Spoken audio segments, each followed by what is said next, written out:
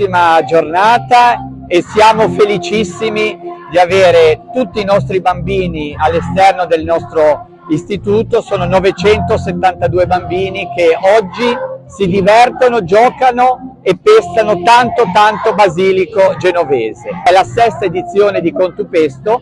Oggi su tutti i 970 bambini sono negli spazi esterni, cantano, giocano, ognuno ha portato il suo mortaio, ci sono circa 180 mortai di marmo più quelli di legno eccetera e siamo felicissimi.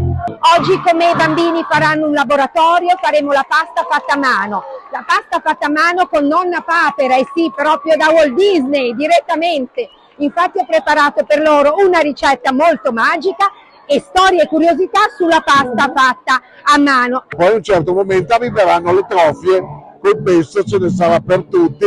Abbiamo tanti bambini che non sono italiani e quindi per loro è una sorpresa. Tanto profumo, perché io adesso sono in video ma vi devo trasmettere veramente il profumo che sta circolando qui in questo meraviglioso cortile dedicato ai bambini del Contupesto.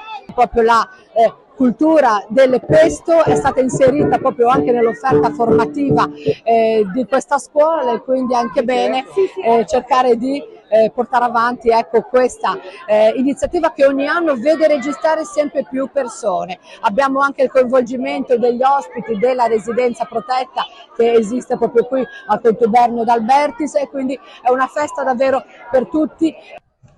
Buongiorno, casetta della Contubernio.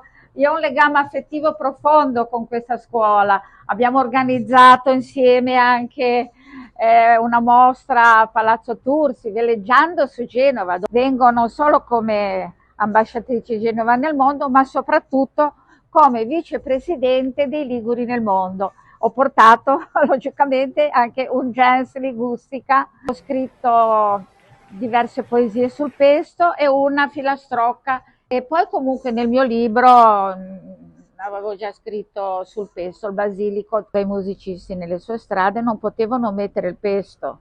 È un modo per far stare insieme i bimbi con le loro famiglie, con gli insegnanti, anche con gli anziani. È bellissima questa immagine perché c'è anche l'altra generazione degli anziani che sono nella casa di riposo sopra la scuola e sono tutti insieme oggi.